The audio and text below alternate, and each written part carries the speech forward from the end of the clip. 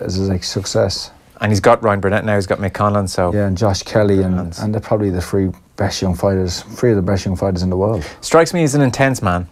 Intense, but very sure of himself, and that's what you need in a coach. You know, he's passionate about what he does, and we will touch on it in the interview, that he's, you know, how much of his time is spent thinking about what he's doing, and he's always challenging himself and questioning what he does and the reasons for it, and it leads to the results that you see. You were saying earlier he's a coach where if he asks you to do something and you ask him, well, why, or what's the thought process here, his answer is never, well, just do it because I told you. He has it well thought out. Yeah, well, you can see that, well, from speaking to him, you see that he puts a lot of time and a lot of thought into what he's doing. And he's never been one to do something or tell you to do something because that's the way it's always been done, like the traditional boxing route. He's definitely a guy who's taught himself through trial and error. And in a way, he's an autodidact in that he's kind of molded his own style of coaching fighters. And it's very effective, you know. Okay, so it's going to be great to have him on. And of course, you guys had brilliant success. Did he change you much as a fighter, or was it just little bits and bobs? From memory, I mean, yeah, completely. You stood up.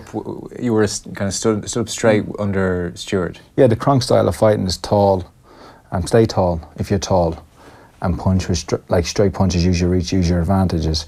And with him, it's all about staying low. Yeah. So it's the complete opposite. So it was a hard phase of adapting. It took me almost 2 years, maybe more, and yeah, by the end of it I was a completely different fighter. And in short, were you just harder to hit because you were low? Harder to hit, more elusive, and also more dangerous, I think. Okay. So you lived with Emmanuel Stewart famously, and you lived for a while with Booth. What is it with you and living with the coaches? It's like the free rent? I don't like paying rent. Incredibly cheap? There's an added benefit to it, you know. And you get to know each other outside of the gym. Whose call is that usually? It's not my call anyway. You don't be putting yourself up on people. It's usually, you know, usually they invite you, and you. I was always grateful for it. Like with Emmanuel, I would never set out to live with him. It was always the plan, but whenever it came to move out, we always found a reason for me to stay. I can't quit you.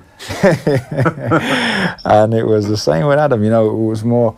I'd been living in a rented accommodation in Surrey, and he invited me into his house and said, like, let's give this a lash, and we'll give it 6 months of everything, and if it doesn't work out, then we know that we've given it our all, and luckily it did. Yeah. Was it the kind of thing where you watch boxing together, you talk about boxing, it's 99% boxing, or how does that work? Yeah, I would say it's a lot. It's a lot of watching all the fights, talking about the fight game outside of the fights, you know, and as in the business of it, and the people involved. Yeah. And it's always just like informing you, and like Adam, like I said, Adam's an incredibly insightful guy. He spends a lot of time like mentally rehearsing fights and thinking about fights, and obsessive. Yeah, and when you ask him a question, why are you sending me out at this time to do a run, and why am I doing X amount of miles or whatever, there's always an answer. And you can keep pressing him, why, and he'll always come back with an answer. So it gets to the point where he says, okay, go out there and jump over that wall, and you don't even question it. You just go out and do it. Not that he ever did, but you know, that's just... You trust he's thought about it. It's kind of a rare thing to say about someone these days, isn't it? That they think a lot. Yeah. He spends a lot of time thinking. So like you were saying, he might...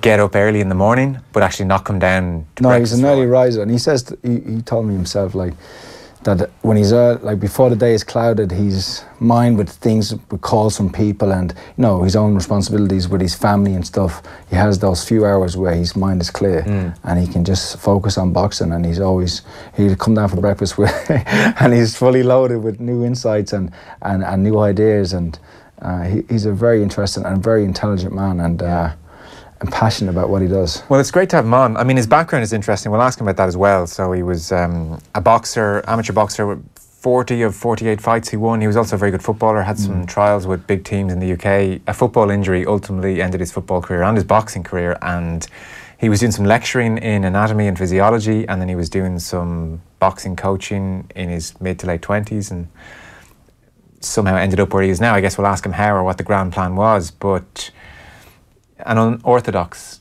entry, I suppose, into where he came from. And I think he just has a love for the sport, you know, and I think he would have stayed involved in any way, whether he was as successful as he is now, or whether, you know, he stayed at the Fitzroy Lodge where he was just an amateur coach at the time.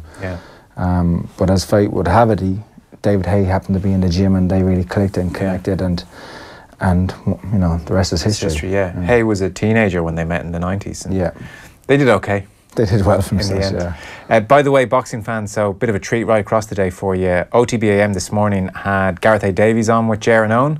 Here's just a small clip to whet your appetite. You can get the full interview in the usual places. So at one point they got talking about the world of combat, and Garrett was talking about what he thinks is a pretty lax approach to PEDs and where it's all going to lead. At some point, I hope it never happens, but I think at some point someone's going to be irreparably damaged, maybe brain damaged, maybe needed to be operated on, possibly, I hope not, could be tragically killed in a ring. And if a boxer tests, or a fighter, an MMA fighter, tests positive, the opponent tests positive for a banned substance afterwards or in the build-up, but that comes out in the aftermath, are we looking at manslaughter then? You know? These are the issues we're dealing with. It's not jumping over hurdles. It's not running 100 meters quicker than another man or woman. It is punching someone, as you say, to render them unconscious, and you can legally die in a combat arena. That's the seriousness of the issue that we're facing when someone tests positive for a banned substance that enhances their weapon, which is themselves, of course. Yeah, it's an interesting point. I hadn't actually looked at it that way. I guess if you break the terms of the agreement, i.e. the boxing contract, one of them being don't take PEDs, then maybe manslaughter charges are applicable. I'm not really an expert in the law, but I know we've talked about this a good few times. You're not so confident in the way this whole area is being enforced by the authorities. No, it's a very good. It's kind of, there's a blind eye. You know, they turn a blind eye to it. You only have to look at Canelo Alvarez at the moment. He tested positive for clenbuterol. 10 times over the legal amount. It's a hell of a stake. Yeah. And now he's going to fight again in September. The money that's involved, when there's money involved, and there's like millions of dollars involved, millions of pounds or euros, whatever it may be, involved, and there's so much to benefit from it, they're going to do what's in their interest, you know? We talked about this in depth a couple of weeks ago. People can check out the podcast if they do a search for it. But the Gareth A. Davies interview is available in the usual places from this morning as well. We should get into our news round. The general plan is to preview the Open from Carnoustie, where, I mean, I don't want to get too excited, but lots of very impressive golf people are tipping Tiger. Butch Harmon is now talking about Tiger. Brandel Chambly is talking about Tiger. Come on. Hank Haney is talking about Tiger. It's not going to happen. And so I know, like, when I say that, I can see your face, like, you know, crumpling, like when Ralph Wiggum was told by Lisa that she doesn't want to go out with him. Well, it's like your heart being ripped out of your chest, saying it's not going to happen for Tiger. Forgive me for Hank Haney, Butch Harmon, and Brandel Chambly trumping Richie McCormack. I hate golf. Okay, so you telling me it's not going to happen? I don't hate golf. You do. I hate golf boards. Well, okay, whatever. No such thing this week, but there's talk of Tiger Woods. The primary reason being that he can leave his driver in the bag, given the way the course is. It's baked. The ball runs forever. The ball's running 100 yards at times. So if he can leave his driver in the bag and find the fairway, then anything's possible. He's about 170th on tour at the moment in terms of driving accuracy. So not good. But if he doesn't have that handicap weighing him down across 4 days, then it's exciting. If he gets off to a good start, it'll be Tiger fever, won't it? Listen. Even Richie won't be able to dampen Tiger fever if he gets off to a good start. I'll bloody try. Yeah, I know you will. So, yeah, look, he's back. It's his first time playing the Open in 3 years, so we'll see how he gets on. Peter Lorre will talk to us around 7:30, and Jay Townsend will as well. And we'll hear from Woods himself, we'll hear from McIlroy. Dustin Johnson leads the betting. As ever with these things, it's wide open. So we'll do that at 7:30 through to 8, and then we'll have Adam Booth and myself and Andy chatting to him just after 8 o'clock.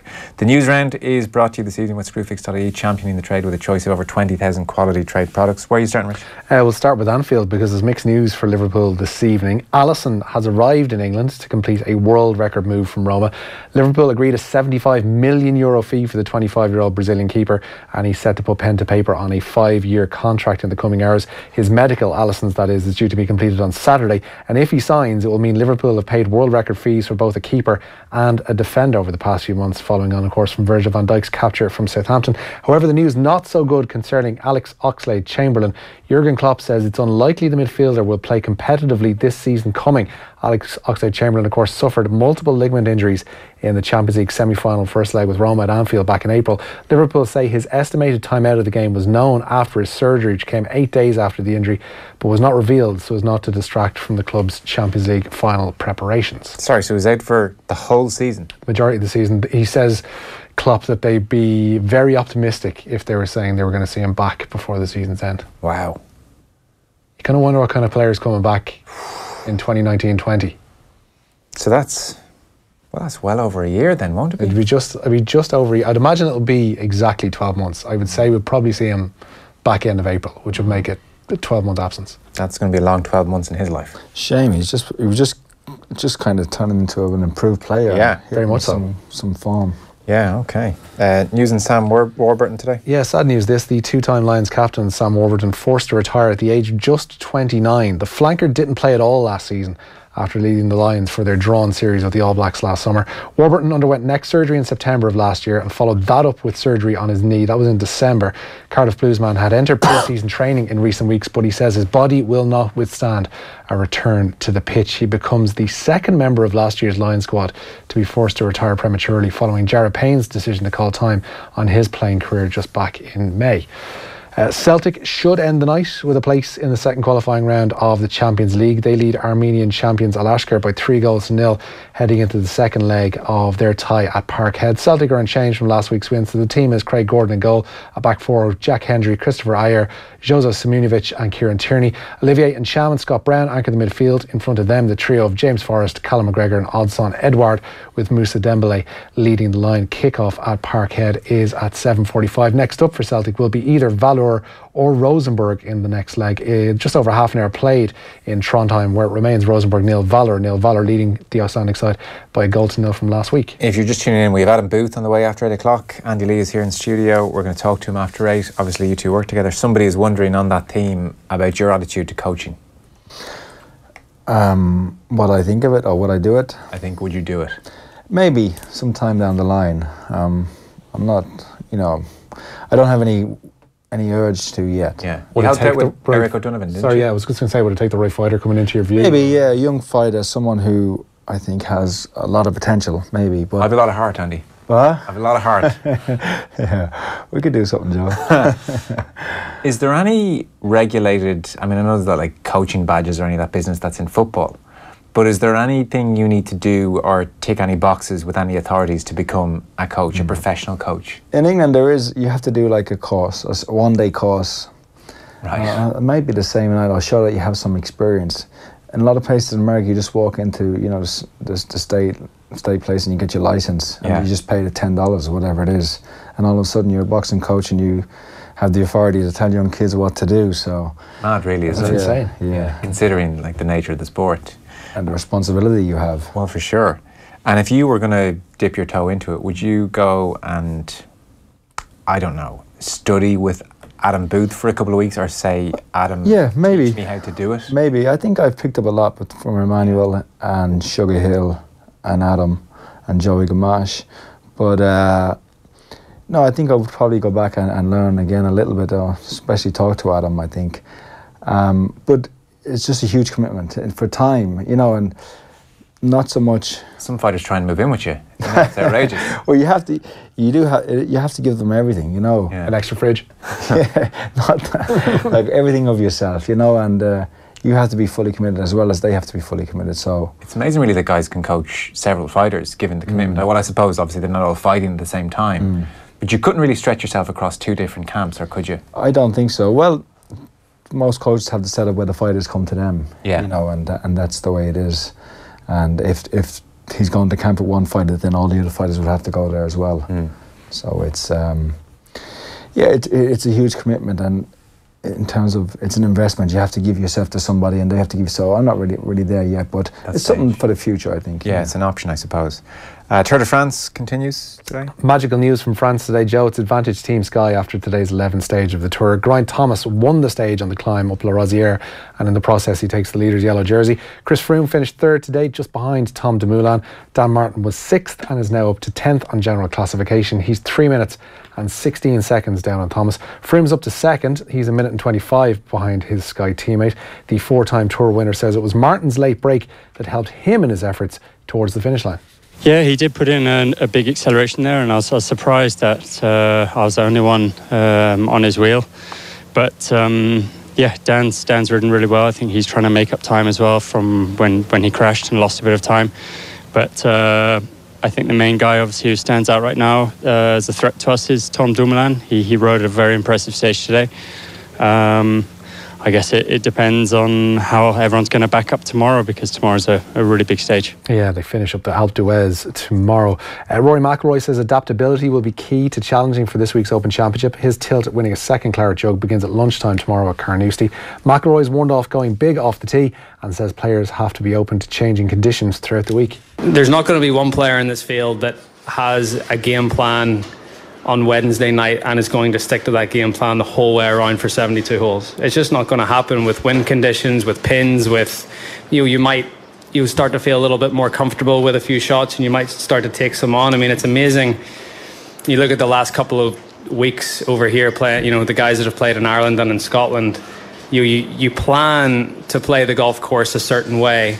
But you see guys on Saturdays and Sundays taking way more drivers, way more risks, just because they've played the course a couple more times, and they've weighed it up and they think, I think this is worth it. So it's going to be really interesting. I think because the golf course is playing so firm and fast, you'll see guys playing the golf course. There's some guys that'll see it completely different to the way I see it, and vice versa. And it's going to be really interesting to see how it all plays out. McIlroy, yeah, it's This is where my scepticism arises, by the way, is that if you can't tell necessarily before setting out in the course how the next 4 days are going to go for you. Never mind an entire field of whatever it is pitching up at Carnoustie this week.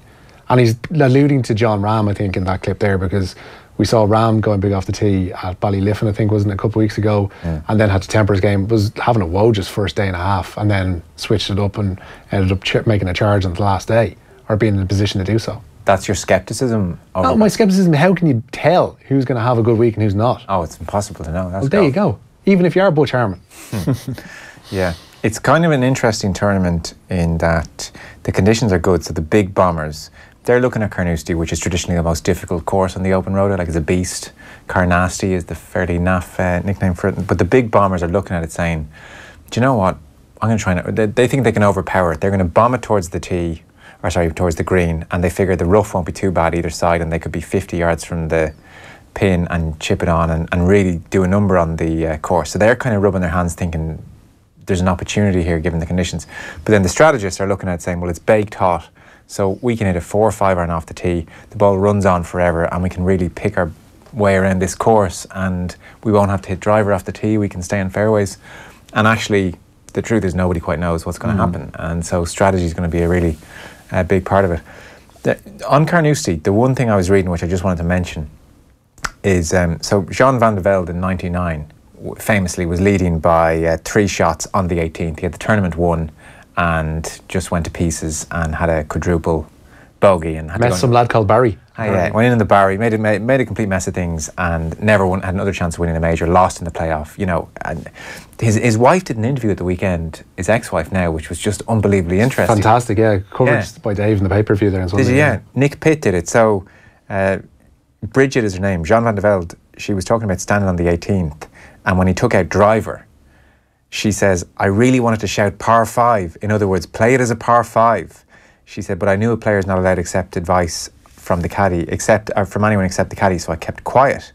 And it turns out that Bridget van der Velde wasn't just his wife, she was also his swing coach, strategy coach, and said she helped him with course management, she said ruefully, given the circumstances. So, Van der Velde does his thing, makes a complete mess of the hole, a bit unlucky, hits the grandstand, bounces back into the water, rough and then into the water, and just a complete mess anyway.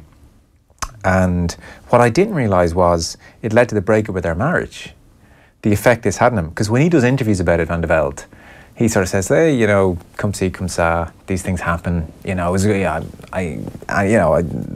I'm still proud of what I did, that kind of stuff, you know, such as life.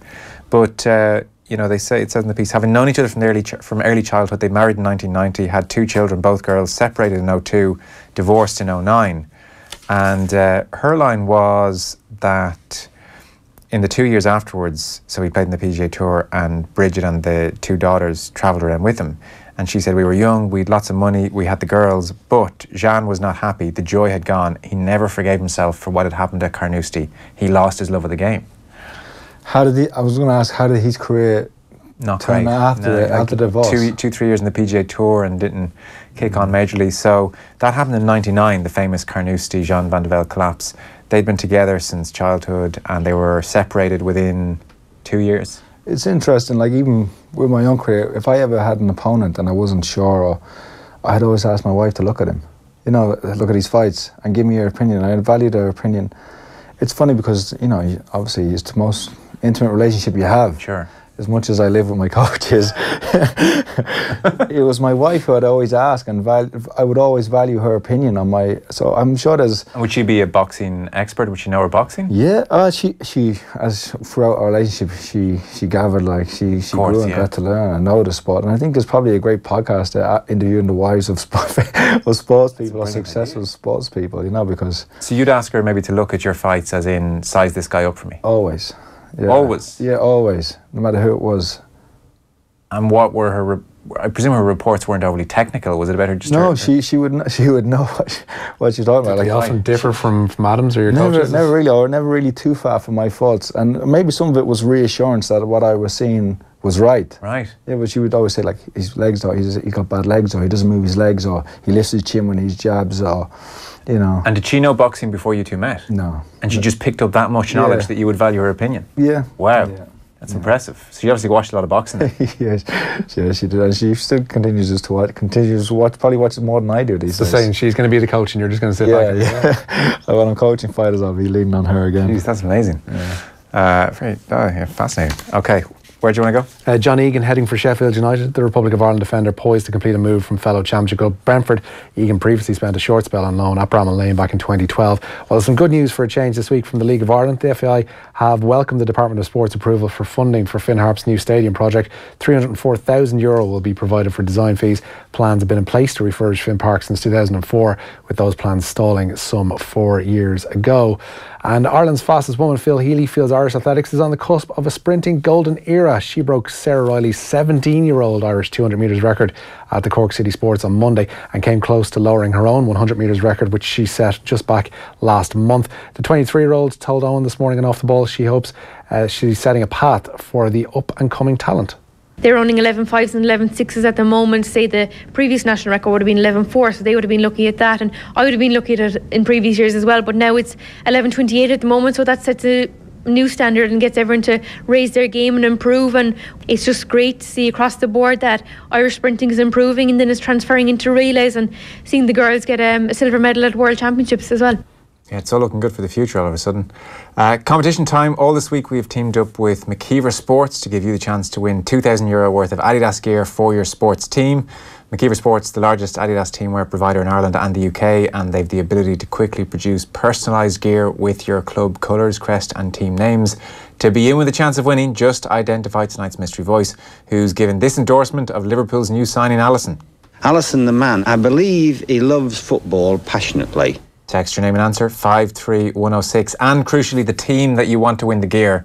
You cannot win £2,000 worth of Adidas gear for just yourself, although some of you are trying. It's all with thanks to McKeever Sports, the largest Adidas teamwear provider in Ireland and the UK. That is Richie McCormick's News Round. Andy Lee back just after 8 o'clock when we talk to Adam Booth, and up next we're previewing the 147th Open at Carnoustie. Off the Ball on News Talk. Thanks to Screwfix.ie, championing the trade with a choice of over 20,000 quality trade products. Lunchtime Live. Tell us about naming your own son, Barry. My son, we call my son Luke.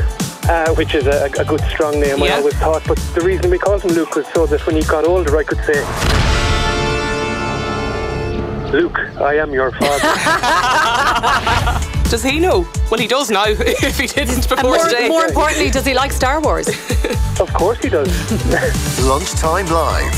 Thanks to VideoDoc. Back tomorrow at midday on News Talk. Oi, fan owners! Sure, you know time is money, so save both. Visit chill.ie for a quick quote. Chill Insurance Limited, trading as Chill Insurance, is regulated by the Central Bank of Ireland.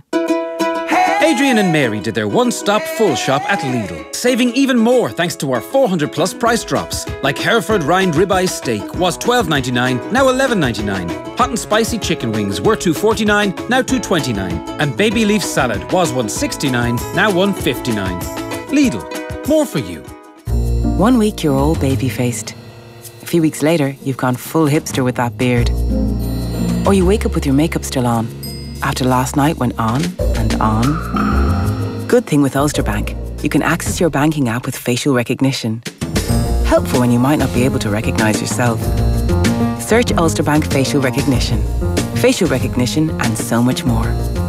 Ulster Bank. Helpful what matters. Face ID is available on iPhone X. App available to customers with anytime internet banking and a Republic of Ireland or international mobile number in specific countries. Ulster Bank Ireland DAC is regulated by the Central Bank of Ireland. Hi, I'm Brendan Cablan, CEO of GDPRcourse.com. GDPR became law on Friday, May 25th. Are you worried that your business, volunteer organisation or club is at risk of being fined? We now run daily accredited GDPR practical implementation courses at our nationwide training facilities. This course gives members of your organisation tasked with GDPR the practical tools to implement and maintain GDPR compliance. Don't get ripped off by expensive consultants. Go to GDPRcourse.com. Fall in love with the lights and sights of a new city. Marvel at some of the world's most spectacular places. With Qatar Airways, you can fly daily from Dublin Airport to more than 150 destinations. Fly with the world's best airline and experience the skies like never before. Book now at QatarAirways.com. Qatar Airways, going places together. It's one of the great London derbies and it's coming to Dublin. Arsenal versus Chelsea, Aviva Stadium, Wednesday, August 1st. See the stars of two of the Premier League's leading teams as they do battle in the International Champions Cup. Tickets on sale now from Ticketmaster.ie. Booking fee applies. Don't miss out. Get your tickets early. Arsenal v Chelsea, August 1st. Kick-off 8:05 p.m.